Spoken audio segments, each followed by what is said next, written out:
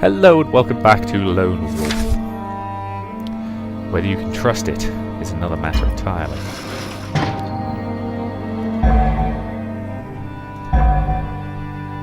You ask the spirit about its identity. Let's be diplomatic about this.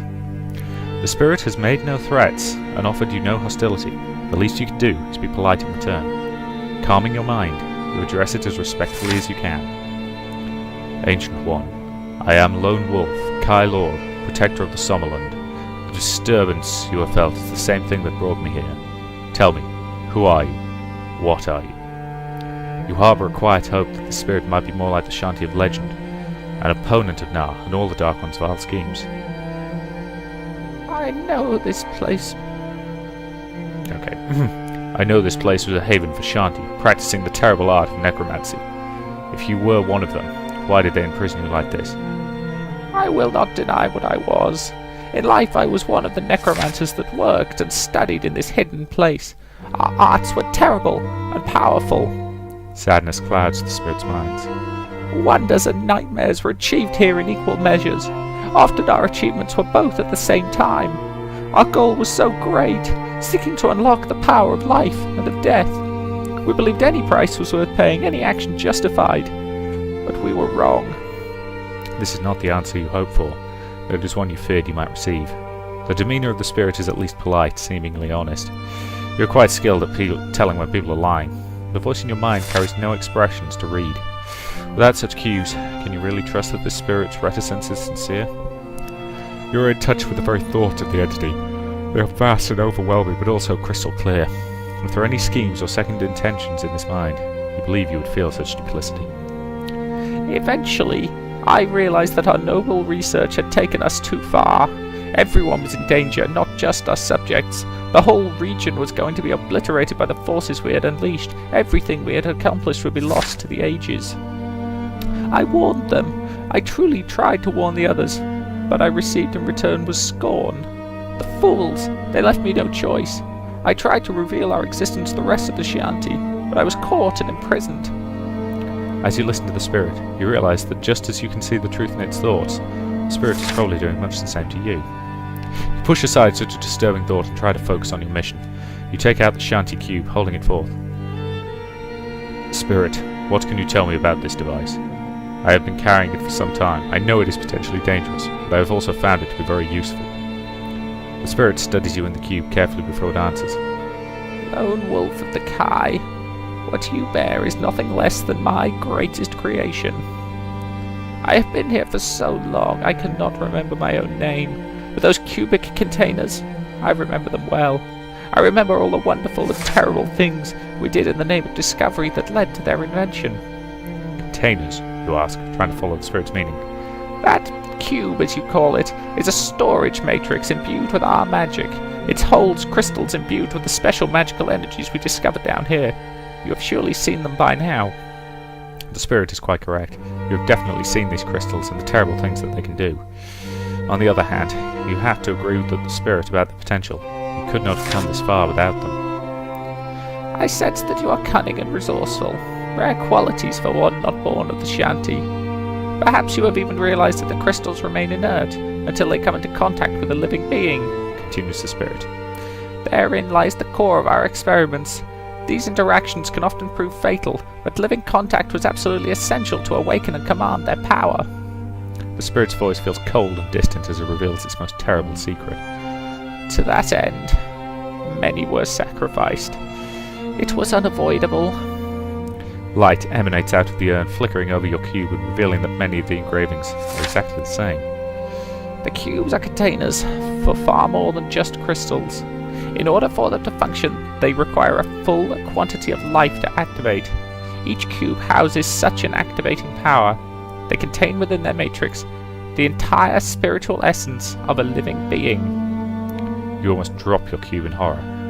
There is a person trapped inside this thing? The spirit's voice whispers calmly in your mind. Do not fear, Lone Wolf of the Kai. The soul energy of a living creature resides in your cube, but it has no awareness or personality. Preserving those traits would have made the cube unstable. Something else we discovered to our peril. A cold shiver runs down your spine as the meaning of the bas-relief finally becomes clear. In order to harness the power they craved so hard, the craftsmen you saw in the sculpture forced their captive souls into these cubes, killing them for the sake of their research. You do not even attempt to hide such thoughts from the spirit. The Shanti, for all its part, never breaks from its calm composure as it tells you of its misdeeds and the sins of its brethren. Did these Shanti have any sort of moral code, any conscience to abide by? These necromancers must have been apparent deviants within the Shanti society. Deeply troubled, you take a step closer to the urn, examining it and the similarities it has with your cube. But you are aware, if you are trapped in the same way, how is that possible? I was imprisoned here just before this dark temple fell and sank into the earth. My brothers purposefully left me conscious.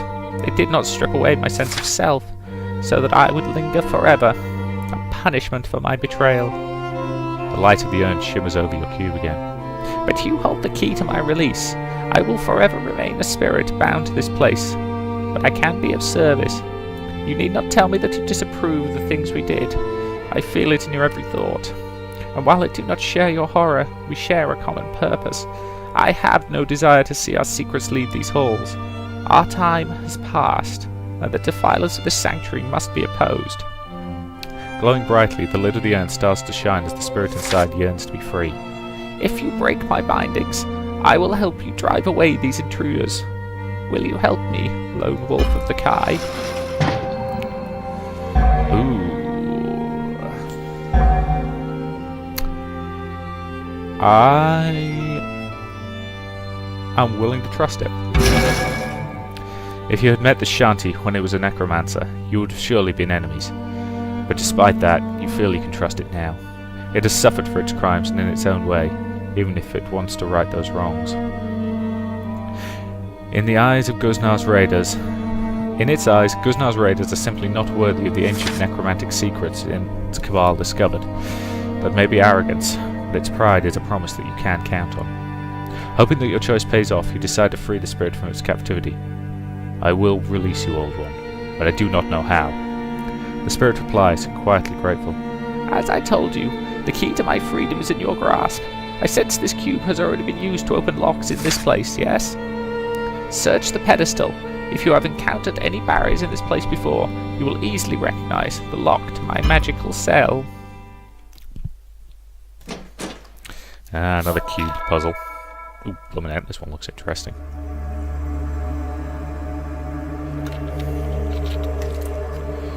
Okay then.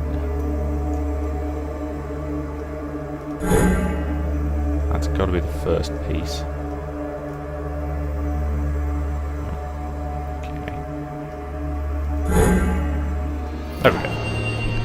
I say, I don't think you ever need to move more than 2, or I haven't seen one that requires it yet. So that one was actually a lot easier than I thought. Attuning the cube to the urn's lock, you open the many layers of its enchantment and free the Shanti spirit within. Light streams out of the urn as its lid vanishes, streaking in wide arcs around the chamber before coming together in a bright manifestation before you. The figure only remains visible a moment before fading out.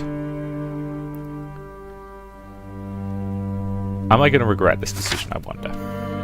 I thank you, Lone Wolf of the Kai.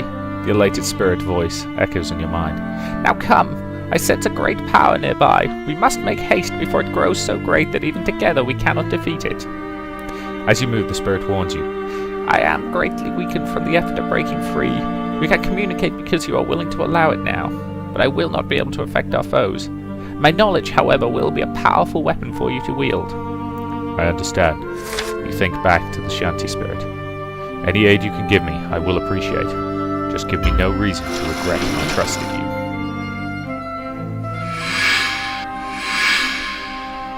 Okay. Should I meditate? Good. Let's move on to the vestibule. Yup. Love the word vestibule. The deeper you travel, the more you feel the Shanti spirit was correct.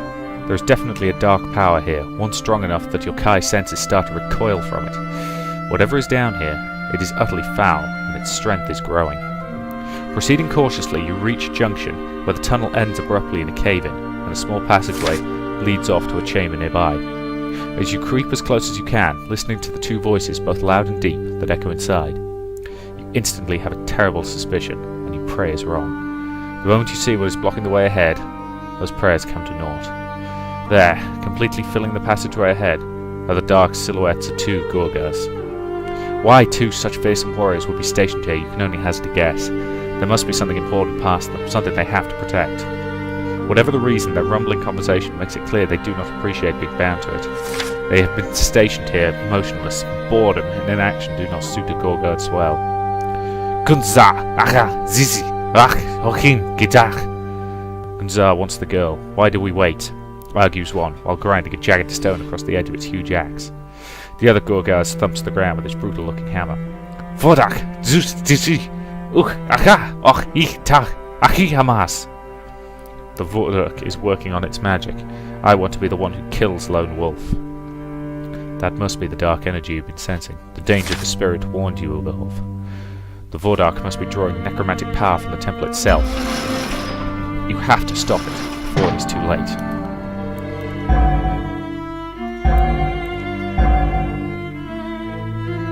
Okay, our sixth sense has not led us wrong yet. So let's trust it. Your mental prescience is shouting too loudly to be ignored. The ritual of the Vordak sorcerer is nearing completion, tapping the ambient power of the temple itself. It is feeding off the energies of the place, its dangerous crystals, and deadly devices.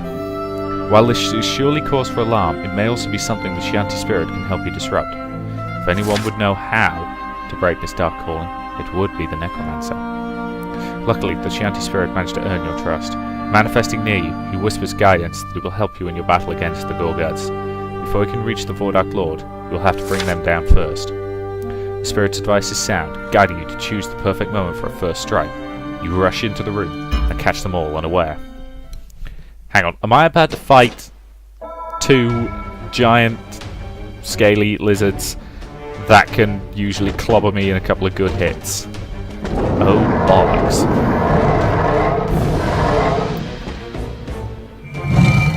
And I break out the super sword. Okay,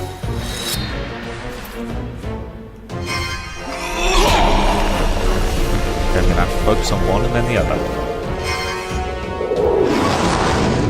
And it's going to be that one purely because he took more damage.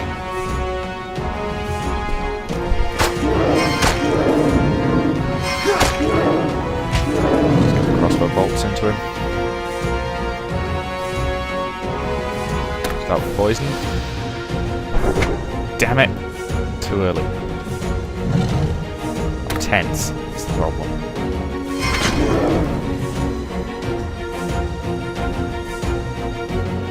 Okay, let's summon Mr. Wolf.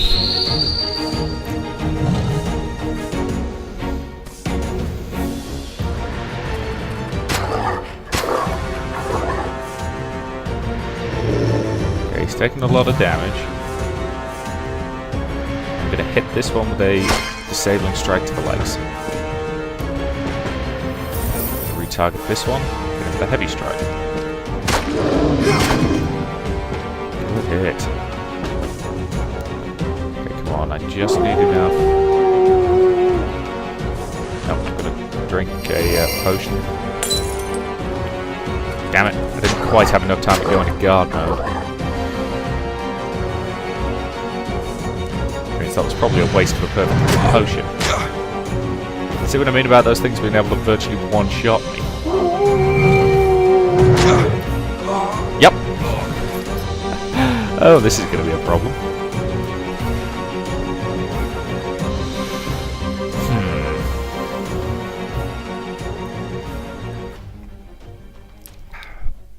But it's not over yet. I'm confident I can win. Because in a one-on-one fight I can take these things. I just need to not be unlucky. And not use potions unnecessarily.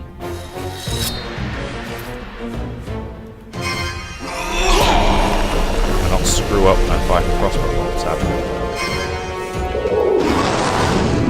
Okay, both took crits, both equal measure, so let's start with this one again.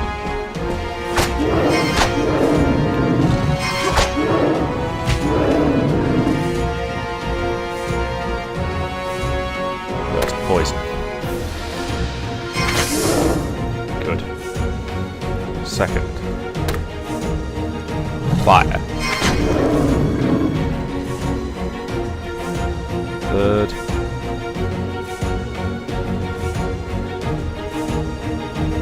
Oh, okay. Get the wolf in here.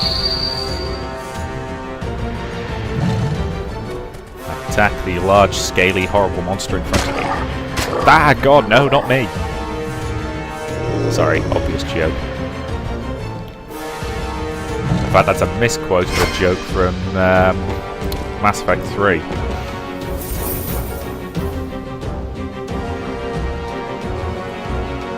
Where Joker and Garrus are telling each other jokes on the bridge.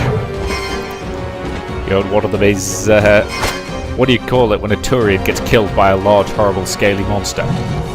Friendly fire. I also quite like, what's the other one? Oh yeah, how can you tell when a Turian's out of ammunition? He switches to the stick up his arse as a backup weapon. One down.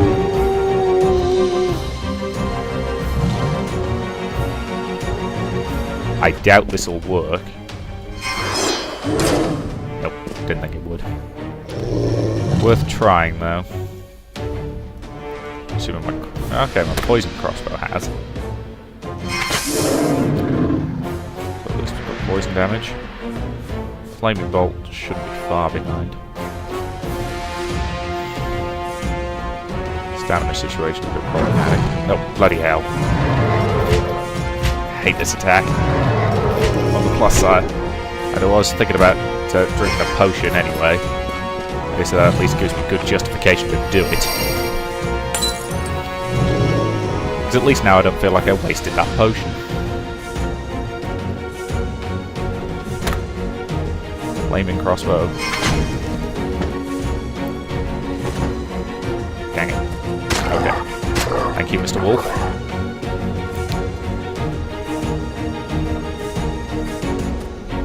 Much appreciated. I've still got my healing spell to use when I need it, so doing okay.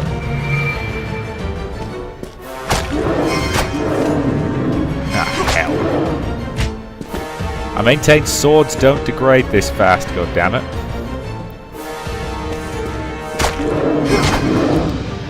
I always find that a problem in games with weapon degradation systems, because they always overdo how fast weapons do degrade.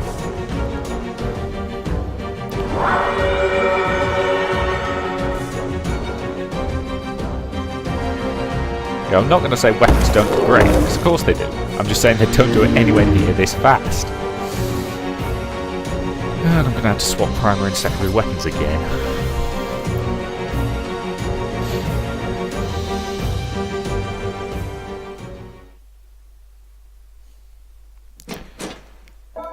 It's particularly annoying as I suspect I'm about to go into a tricky fight. Ooh, interesting looking hex. Cool.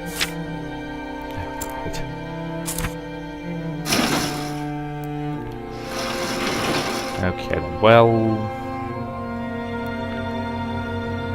How's my health situation? Okay. Let's eat some bread. Restore my mana.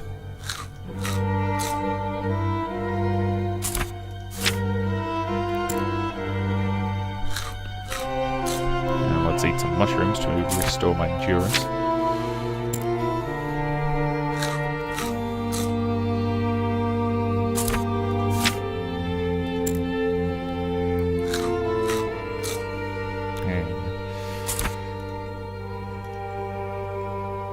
And let's put that on my belt. And yeah, let's drink that small potion. Oh, okay. Can't drink that potion now, apparently. Which probably means my health and things are close enough. Let's take that lot. And I need to go back into inventory. Those, and maybe I should go to axe. So yeah, I'll do that until I have the opportunity to repair Arbiter. The Arbiter is a good sword. So needs fixing. The battle was exhausting, but you barely have time to catch your breath. These two were only sentries, savage beasts guarding an even greater threat, the Vordark and its terrible right. Beyond the fallen corpses you see a stairwell that leads upwards into dark, featureless stone. The befouling energies of the ritual are coming from that direction as well, echoing high above you. But the way is clear. Assuming it's going to be into here, is it? Yeah. And I'm assuming this is going to be the last thing of this act, I would have thought. The problem is it's going to be a bitch of a fight. The winding stairwell that leads to the Vordark is a long one, but you take the steps in bounds, hustling up it as quickly as you can. By the time you reach the top, you are winded and your legs ache with every last step. The room before you is bathed in the light of blazing ritual fires, the floor covered in a summoning diagram as vile as it is complex. The shapes and lines hurt to look at, but their power is hypnotic. You have to force your gaze away from them, or they will drain your will away. This hall would have been a dead end, were it not for a wide tunnel that has been opened in the farthest wall. The scaffolding around the tunnel's mouth lead no doubt, with stacks of rough-cut stone and mounds of earth around its base. That must be the way to the surface, the path to the tank that you have been searching for all this time. But between you and your goal is one last challenge, a vortex of dark energy forming a barrier around a figure in an armoured crimson robe. Both hands outstretched, it is drawing arcs of light up through the floor, absorbing them all into itself. The Vordark stares at you, its eyes burning with stolen power. Kai Lord!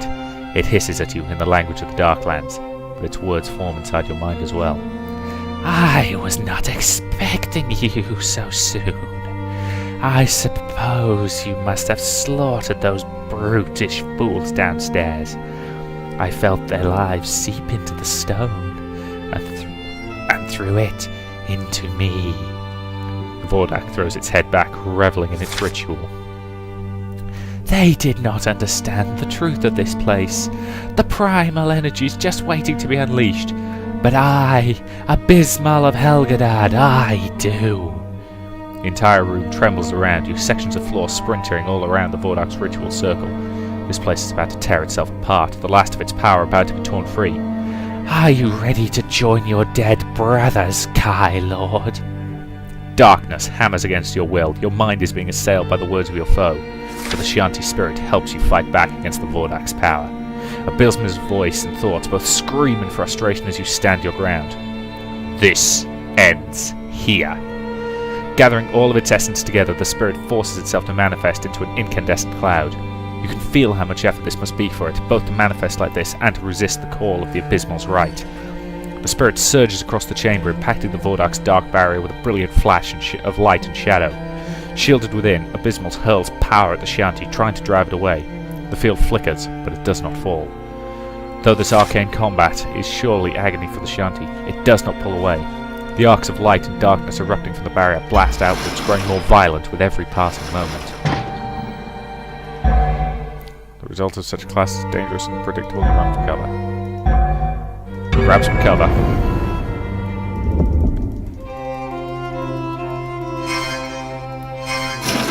Okay. The storm of power being released around the barrier is far too violent for you to try and intervene, and as the arcs become even more intense, you realise what is about to happen, and what you must do to survive it. You throw everything you have into a desperate dive, leaping behind a pillar just in the nick of time. The Shanti spirit throws itself again and again at the Vordark and its barrier. I will bring your defences down! It shrieks. The duel between them is blinding, raw magic raging across the chamber and eruptions of power devastating everything in their path. All you can do is shield yourself with a summer sword and avoid the worst of the storm's wrath. From behind a broken pillar, you await your opening, unable to do anything but watch the battle rage on. Whoops. I need to do that. Abysmal unleashes a siding beam of black corruption, nearly slicing the Shanti's manifestation in half. Its pain is unbearable, but the spirit draws itself together for one last strike. Our secrets die here, foul one, with the last of us! The Shanti collapses into a blazing ball of light, burning as bright as the sun. You are not worthy! Making the ultimate sacrifice, the spirit detonates itself, destroying the Vordark's barrier in an explosion of pure, unimaginable power. The shockwave sends the red robe sorcerer flying out of its ritual circle, breaking its hold over the energies of the temple, before slamming it into a nearby pillar hard enough to shatter stone. Unfortunately, that same shockwave decimates your cover, and does much the same to you. You are spared the worst of the blast effects, but you are still driven to the ground hard.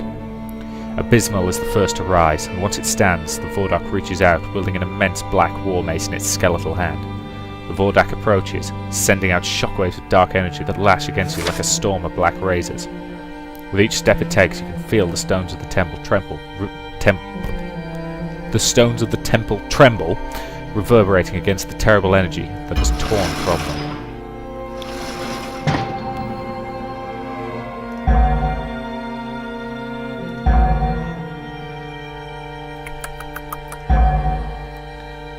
Cautious approach, I think. Not every foe can be defeated by a full assault. You pull yourself into a defensive stance and move to attack warily. Though you will have to try and evade its blows for a few moments, you may be able to find a weakness to exploit. Abysmal has thrown all caution to the wind, and through the process, and though he possesses great magical power, he wants to taste your blood in close combat. Neither of you, however, has yet managed to strike a meaningful blow. The Vordak is undead, immune to fatigue, and it possesses the power of this terrible temple. Deadlock is not something you can afford for long. Sooner or later you will tire and your guard will slip. The moment it does, Abysmal will crush the life from you with its war mace. With this worrying thought in mind, you hear the sound of footsteps moving swiftly up the stairwell. Worried that your foe has somehow summoned reinforcements, you wait until the sound is almost upon you before whirling around. It's everything you can do to pull your strike back when you see who it is. Leandra, her cloak torn and her cheeks streaked with blood, runs past you and the Vordak both, who both are startled by your appearance, that you stumble, and Abysmal misses you narrowly. Leandra crosses the room and makes for the tunnel to the surface. She pauses as she reaches the scaffolding, her back still turned to you, both hands clenched tightly. She shouts something as loud as she can, but in the heat of battle, you can only make out 2 words. "I'm sorry." What the hell is she doing? Her fading footfalls are drowned out by the Vordak's cruel laughter. "The child wants her trinkets back, it seems." It mocks you telepathically, and you can do nothing to drive its voice from your mind. "Rest assured, lone wolf, she would be captured long before she reaches Vatang." The Vordak lashes out, driving your weapon aside and raising its war mace. "I could do it myself, but I would rather stay here, claiming the honor of killing the last of the Kai." It would seem the vile sorcerer is right. Moments after you see Leandra disappearing in the tunnel, you hear the sounds of a scuffle, and then nothing at all. What was she thinking running off like that? Now soldiers are rushing into the room from the tunnel, reinforcements from Vatang, and if that was not bad enough, you feel a sudden pain flood your mind. Abysmal is done toying with you, it seems. With an audience to witness your demise, the time for games is done. Focusing its will at you, Abysmal prepares to unleash a psychic blast powerful enough to shatter your psyche and kill you where you stand.